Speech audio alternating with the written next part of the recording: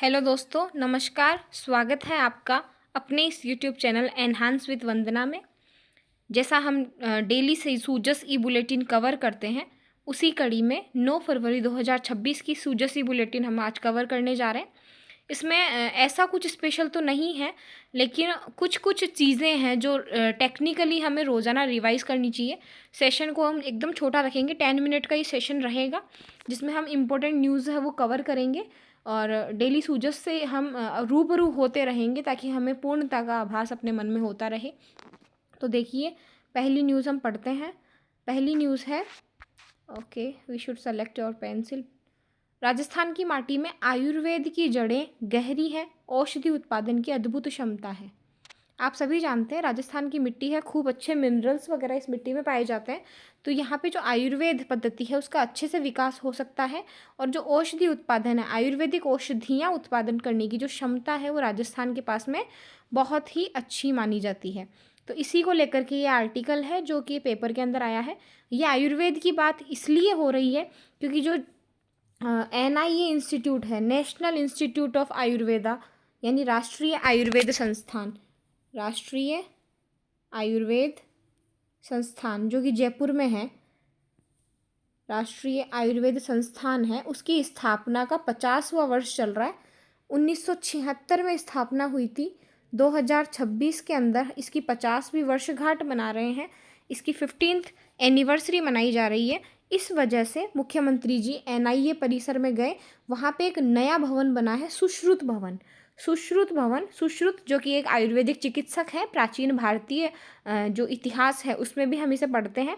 सुश्रुत जो है उनके नाम से एक भवन है, उसका लोकार्पण किया गया है। उसकी ओपनिंग सेरेमनी में गए थे मुख्यमंत्री जी और उन्होंने वहाँ पे अपने भाषण में औषधि उत्पादन और आयुर्वेद के बारे में, राजस्थान की मिट्टी के अंदर जो पॉसिबिलिटीज़ है उसको उन्होंने उजागर किया है। तो देखिए उन्होंने क्या कहा है, इसके बारे में थोड़ा सा हम ब्रीफ में डिसीजन जो है डिस्क्राइब हम अभी कर लेते हैं। हम इसे इरेज कर देते हैं, उसके बाद अभी हम चलते हैं नेक्स्ट क्या है। ये देखिए, मुख्यमंत्री जी ने राजस्थान की मिट्टी में आयुर्वेद की जड़ें गहरी है, औषधि उत्पादन की अद्भुत क्षमता है। यहाँ पहाड़ों में, वनों में औषधीय पौधे काफ़ी ज़्यादा हैं, आयुर्वेद का केंद्र रही हैं। इसके संवर्धन के लिए प्राथमिकता से सरकार और जनमानस अच्छा कार्य कर रहे हैं। इसके बाद नेक्स्ट है कि मुख्यमंत्री जी ने सोमवार को राष्ट्रीय आयुर्वेद संस्थान का स्वर्ण जयंती समारोह है वो मनाया, उसके अंदर ये गए हैं। और 1976 में राष्ट्रीय आयुर्वेद संस्थान एक महाविद्यालय के रूप में शुरू हुआ था, जो कि वर्तमान में आयुर्वेदिक यूनिवर्सिटी के रूप में विकसित हो गया है। NIA की भूमिका से पीढ़ी दर पीढ़ी आयुर्वेद का दीपक प्रज्वलित होता रहता है। यानी आयुष जो मिनिस्ट्री है उसके रिलेटेड काम कौन करती है, ये यूनिवर्सिटी करती है। इसके अलावा हम आगे देखते हैं कि 50 वर्ष की ये यात्रा केवल समय की गणना नहीं है, ऐसा इसमें कहा गया है। और इसके बाद एग्ज़ाम के लिहाज से हमारे लिए ज़रूरी है कि सुश्रुत कौन थे। तो सुश्रुत विश्व शल्य चिकित्सा के जनक माने जाते हैं। चरक संहिता में कहा गया है कि स्वस्थ शरीर धर्म का प्रथम साधन है। स्वस्थ शरीर धर्म का प्रथम साधन है, यानी पहला सुख निरोगी काया है। और चरक, सुश्रुत, वाघभट्ट जी ये पुराने प्राचीन भारतीय समाज के वैद्य हैं, जिनका वर्णन इतिहास की पुरानी किताबों में भी देखने को मिलता है। इसके अलावा यहाँ पे दिया हुआ है कि भारत में उपचार और भारत द्वारा उपचार, ये मुख्य अपने जो प्रधानमंत्री जी हैं उनका विज़न है कि भारत में उपचार हो और भारत के द्वारा उपचार हो, तब जाके वो भारत विकसित भारत कहलाएगा। इसके अलावा प्रधानमंत्री जी ने एक आयुष मिनिस्ट्री भी इस्टेब्लिश की थी, जिसका पूरा नाम मैं आपके सामने लिख रही हूँ, AYUSH। A फॉर आयुर्वेद, यानी आयुर्वेदिक चिकित्सा पद्धति यूज़ करनी है। Y for yoga, U for यूनानी, S फॉर सिद्धहस्त और H फॉर होम्योपैथी। ये 5 पद्धतियाँ हैं।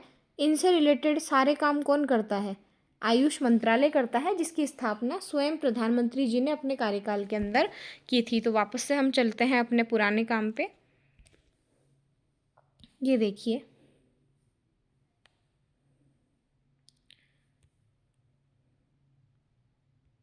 इसके बाद हम देख रहे हैं 21 जून को अंतर्राष्ट्रीय योग दिवस भी हम मनाते हैं।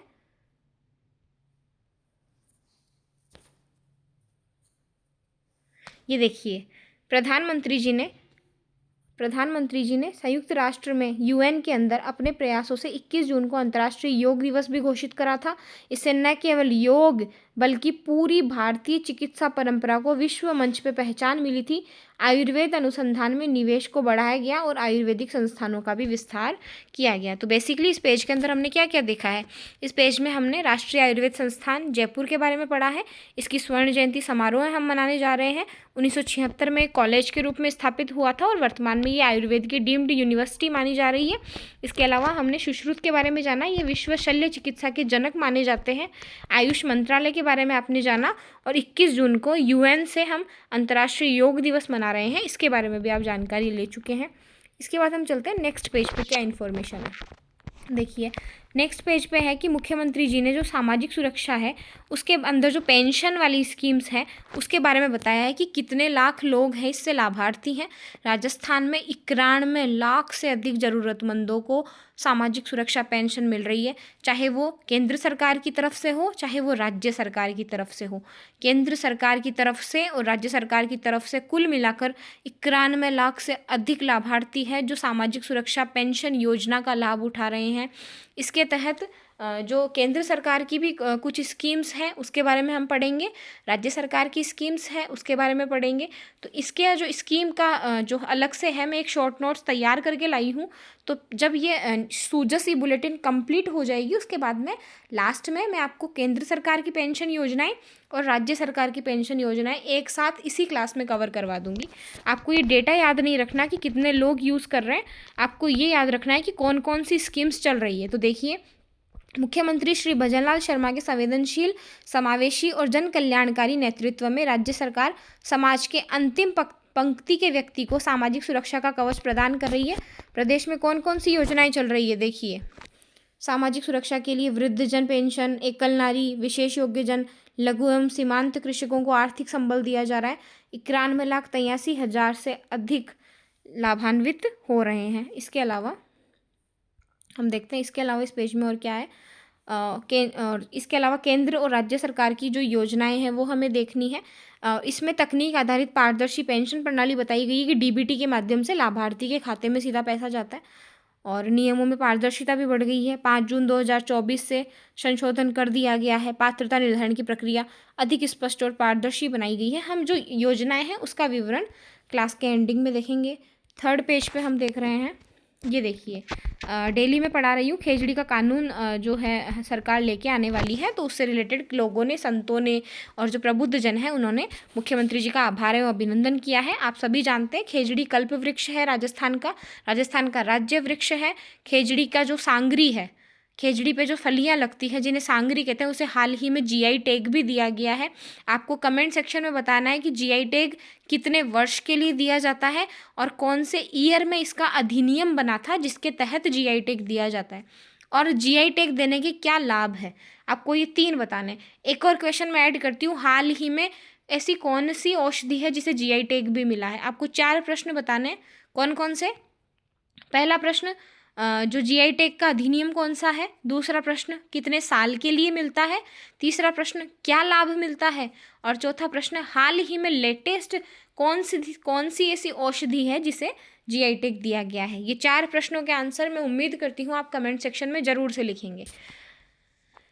इसके अलावा खेजड़ी पे कानून हम लाएंगे संरक्षण के लिए, सरकार ये बता दिया गया है। इसके अलावा जब विश्नोई समुदाय की बात हो रही है तो जाम्बोजी को कैसे भूला जा सकता है।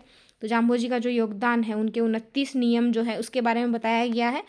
विश्नोई का तो मतलब ही यही है 20+9, विश्नोई का मतलब ही यही है 20+9, 20 नोई, विश्नोई यानी 29 नियम है। और 29 नियम आज भी उतने ही प्रासंगिक है जितने जाम्बोजी ने उस समय दिए थे।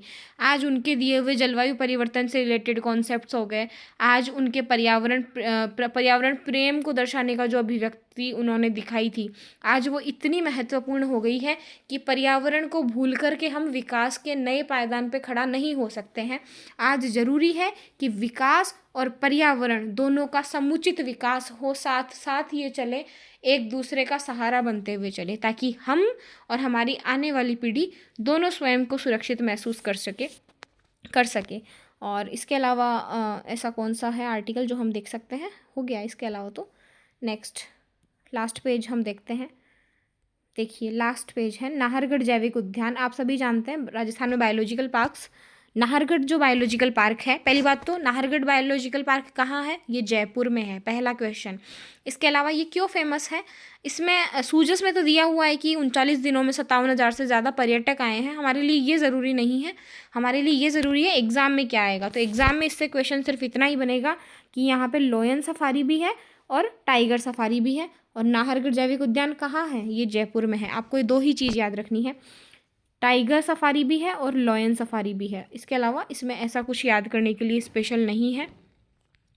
एक ये है साइबर सुरक्षा को लेकर सरकार ने एडवाइजरी जारी करी है कि यदि आपके पास में ऐसा लगता है कि आप साइबर फ्रॉड के शिकार हो चुके हैं तो आपको क्या करना है? आपको सतर्क रहना है, किसी भी संदिग्ध कॉल या संदेश पे तुरंत प्रतिक्रिया नहीं देनी है। नज़दीकी पुलिस थाना में जाइए और साइबर हेल्पलाइन पे अपनी शिकायत दर्ज कराइए 1930 पे। माफ़ कीजिएगा, बीच में थोड़ा डिस्टरबेंस आ गया था। ये देखिए हम क्या कर सकते हैं यदि हमारे साथ में साइबर फ्रॉड हो जाए तो हम नज़दीकी जो पुलिस थाना है वहाँ पे रिपोर्ट करेंगे और जो साइबर हेल्पलाइन है 1930 उस पर हम कॉल करेंगे तो हमारी जो शिकायत है उसका समाधान होगा। इसके अलावा ऑनलाइन शिकायत हम cybercrime.government.in पे कर सकते हैं। इसके अलावा साइबर व्हाट्सएप नंबर है राजस्थान पुलिस के 9256001930 पे हम संपर्क कर सकते हैं। ये मैं आपको सिर्फ और सिर्फ जानकारी के लिए बता रही हूँ क्योंकि आप और हम आजकल डिजिटल साधनों का लिमिट से ज़्यादा यूज़ कर रहे हैं, तो हमारे लिए भी ये जानकारी एक सभ्य नागरिक होने के नाते ज़रूरी हो जाती है। इसके अलावा बचाव के क्या उपाय इसमें बताए गए हैं कि किसी भी जो संदिग्ध SMS है, कॉल है, उसका तुरंत जवाब न दें। इसके अलावा एक USSD के कोड है वो कभी भी डायल नहीं करने हैं। और ज़्यादा स्पेशल यदि आपको जानना हो सभी कॉल फॉरवर्डिंग बंद करनी है। इसके लिए #002 हैशटैग डायल करना है। और एक चीज़ हमेशा माइंड में याद रखनी है एक नागरिक के तौर पे कि कोई भी कानून प्रवर्तन एजेंसी है वो डिजिटल रूप से कभी गिरफ्तारी नहीं करेगी। कोई भी सरकारी अधिकारी फ़ोन या वीडियो कॉल पे पैसे की मांग कभी नहीं करेगा। व्हाट्सएप और टेलीग्राम पे कोई जांच नहीं होती है। आजकल जो टर्म आप लोग सुन रहे हैं डिजिटल अरेस्ट, आपने सभी ने अखबार पढ़े होंगे, किसी को 15 दिन तक डिजिटली अरेस्ट रखा, कैमरे के सामने बिठा दिया जाता है, यहाँ से हिलना नहीं है बिल्कुल भी, हिलेंगे तो आपके बच्चे के साथ ये हो जाएगा, आपकी बेटी के साथ ये हो जाएगा, इस तरह की धमकियाँ दी जाती है। तो इस तरह की धमकियों से नहीं डरना है। कोई भी कानून प्रवर्तन एजेंसी जो है सरकारी वो कभी भी आपको मोबाइल, लैपटॉप, कंप्यूटर के द्वारा अरेस्ट नहीं करेगी। उसके लिए बाकायदा कानून के अंदर जो प्रक्रिया दी गई है उसी का ही पालन किया जाएगा। तो आई होप आपको ये न्यूज़ भी समझ में आई होगी। इसके अलावा ये एक अच्छा न्यूज़ है कि कोटा के पिपलदा समेल से बूंदी के गुहाटा गांव में एक चंबल एक्वाडक्ट बन रहा है। ये एक पुल सा है जो चंबल नदी पे बन रहा है। इसके अलावा आपको और कुछ नहीं देखना। राम सेतु लिंक परियोजना जो है जिसे हम संशोधित PKC पार्वती काली सिंध चंबल परियोजना बोल रहे हैं, उसी के तहत ये खबर है जो मैंने पढ़ा दी है।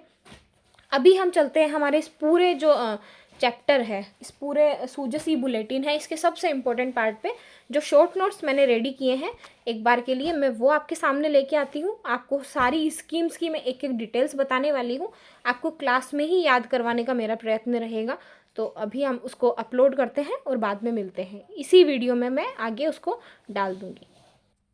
हाँ जी, तो हम पढ़ते हैं पेंशन योजनाएं। कुछ केंद्र सरकार की योजनाएं हैं और उसके बाद में कुछ राज्य सरकार की योजनाएं हैं। मैंने दोनों लिखी हैं तो अभी मैं आपको एक एक करके सारी समझा देती हूँ। आई होप आपको क्लास में ही याद हो जाएगी।